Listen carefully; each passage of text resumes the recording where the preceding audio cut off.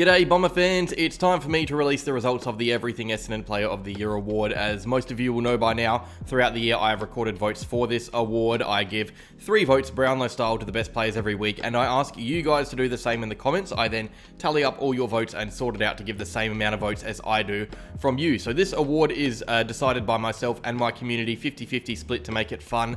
I add the votes together and that will decide who we view as the best performer all year. It's been a lot of fun. I'm keen to share the winner. Before I do, if you have any ideas or for voting or systems that you want included next year, comment down below, but also just cheers for being involved. It made the losses more bearable to have a positive little thing to talk about at the end and have fun with. So let's get into it. Round 1, our season started with a bang, easy win over the Hawks. Darcy Parish was the clear best on ground, receiving 6 votes, which means he got the best on ground honours from both of us. 37 disposals, 13 clearances, 9 score involvements. Archie Perkins had a standout game as well. He kicked 3 goals from 20 disposals, while Redmond's run of halfback saw him nail 2 big majors to get him some cheeky votes as well, and our captain Merritt had an impactful game in the guts to get the minimum amount. Round 2 was the Carl Langford show. He booted a then career best 5 goals against the Suns in his first move up forward for the year to get the maximum amount of votes. Will Setterfield received 4 votes in his best game for the club, 28 touches, a goal and 9 tackles.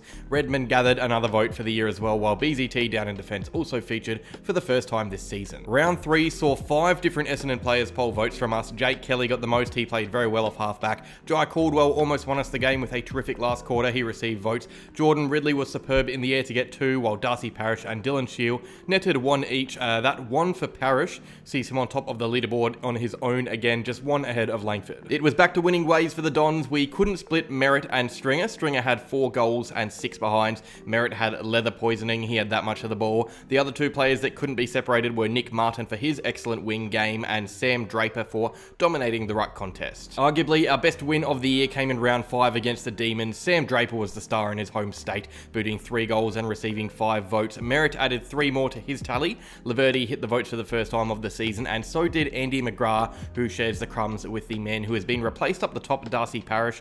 Zach Merritt now has the lead by just 1 vote. Anzac Day, there were 3 vote getters. Mason Redmond gathered the most with 5. He had a fantastic match. So too did Carl Langford, who added 3 more goals and 4 more votes to his tally. And Andy McGrath, our stand-in captain for the day, he walked home with 3 votes as well to continue his good run of form. But as you can see, a new leader up the top, Carl Langford at round 6 on top of the overall tally. Round 7, the Cats eased past us, but Jake Stringer and Sam Wiedemann probably had their best games of the year. Wiedemann kicked 5, Stringer went sicko mode. They get the votes, and Stringer actually moves up to the top of the tally, the 4th leader in as many weeks. Parish and Shield bumped up a single vote. Round 8 against Port Adelaide, it was yet again the Darcy Parish show. He had 37 disposals, 8 more than anyone else on the ground. He gets all the votes. Brendan Zerk-Thatcher had a great match down in defence to earn 3. Carl Langford continued his fine season with 2, while Draper enjoyed his time in SA yet again to nab 1 more vote, and that 6-vote game sees Parish on top of the leaderboard with Langford moving ahead of Stringer. Round 9 against the Lions, Redmond and McGrath were the clear standouts. Redmond was terrific at rebounding and defence. McGrath pocketed Charlie Cameron all night. Heppel and Hobbs both received their first votes of the year, but Redmond is the main story as he moves into 2nd place with 14. Round 10 was actually the first time both you and me agreed on the votes. We went on a little roll after it as well. Merritt was the Yokin medal winner. He got 6. Ridley was superb. He got 4, and Durham was the last quarter game winner. And with those 6 votes, Merritt moves to equal first with Parish, 1 ahead of Redmond. Round 11 against West Coast, easy win, some good performers. Nick Martin in his home state was awesome. Merritt received votes for the 2nd week in a row. Redmond also polled. Merritt with his 4 moves clear in first. Redmond moves above Darcy Parish, who is injured. Martin storms into the top 10, but there is a gap growing between Merritt and the rest, and it's about to get bigger. Merritt had a monster first quarter that set him up for 6 votes against North Melbourne. Jordan Ridley continued his fine form to nab 4 extra votes, while Nick Martin added 2 to his tally. We are halfway through the year, so let's have a look at the top 15 vote getters. Here we are, Merritt well and truly clear with 25 votes, 9 more than Redmond in 2nd place, who leads the now injured Darcy Parish on 15. Langford, Stringer and Ridley all have over 10 votes, while a host of players aren't far behind. Kelly rounds out the top 10, BZT, Setterfield and Wiedemann have 4 votes together, and the 15 is rounded out by Jai Caldwell and Archie Perkins. And we are back, and so is Peter Wright. He kicked 5 goals in his first game back to tally up 4 votes, 2 less than Nick Martin, who was absolutely tearing up during this midway part of the year. 2 votes went to Jai Caldwell, who played another fantastic engine room match. Martin moves up to 3rd place to join Darcy Parish, who is still injured. awarded. Round 15, the beginning of the end of our season, we lost to Freo in Perth. It was a sour night, but Ridley made it a little unbearable. He was our clear standout, receiving 6 votes. 4 other players received votes. Heppel and McGrath both had 2, while Merritt and Hobbs had 1. And as you can see, Ridley is now joint second place with Mason Redman, who hasn't received a vote since round 11. Round 16, a heartbreaking loss to Port Adelaide after the siren. Jai Caldwell was our best in the wet, 2 goals from 24 touches. Carl Langford made it look dry up forward. He was superb, while Merritt and Phillips also had big impacts. Merritt's lead grows because of it, but Langford jumps up to join the other 4 players on either 15 or 16 votes. That game against Adelaide was a pure joy to watch, especially because Zach Merritt was running around having fun with 39 touches and a goal, 6 tackles to match his 6 votes.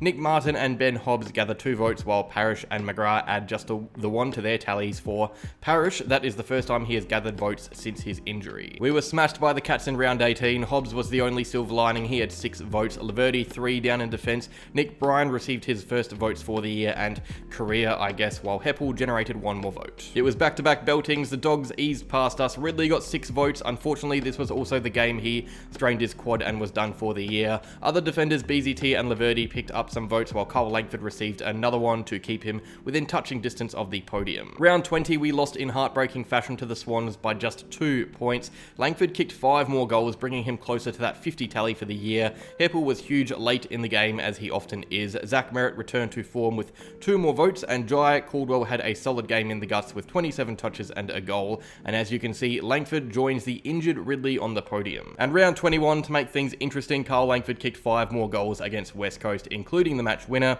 Nick Hind had his best game of the year, polling 4. BZT was solid down in defence, and Zach Merritt yet again had plenty of the ball. As you can see, Langford closing the gap. Round 22, another stressful weekend for us fans as we edged by North Melbourne. Nick Martin was the clear standout, 32 disposals, 3 goals. Darcy Parish was also influential with 33 touches and 9 clearances. Mason Redman and Kyle Langford both earned 1 vote each as well. And as you can see, Nick Martin is now on the podium ahead of the injured Jordan Ridley. We don't really need to talk about round 23 much. We were belted by GWS in one of the worst games of our history as a club, really. 126-point loss. Nick Hind was probably our only decent player that day. He got 5 votes. Langford got 3. Hobbs, Phillips and Perkins round out the vote getters. Langford is now the only player who can beat or equal Zach Merritt's tally of 37, leading into the final round, while Martin, Parrish and Redmond can still finish on the podium. And round 24, our final game of the year, it ended in disappointment, but we did manage to see Duzza and Doss top the votes with 5 each for their best performances of the year. And Langford also chipped in for some more votes to end the year. So let's get into the final top 15 and see how it shaped up now that we have hit the last game, where we will make it top 16 actually, because we have players tied on 7. Durham, Heppel and Draper all have 7 votes, 1 behind Brandon Zerk-Thatcher, who is 1 behind Nick Hind. Andy McGrath and Stringer are the first players with double digits, but Ben Hobbs, Jai Caldwell and Jaden Laverty have more than them. There is a big gap between that lot and Mason Redman in 6th. He is a few votes out of the top 5, which kicks off with Darcy Parish.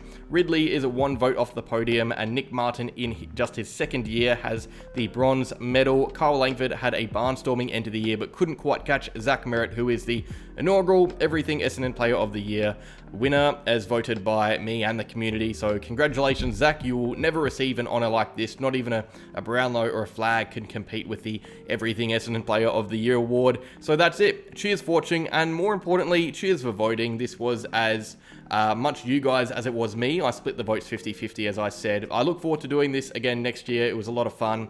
And again, let me know if you want the voting method changed at all, the voting system.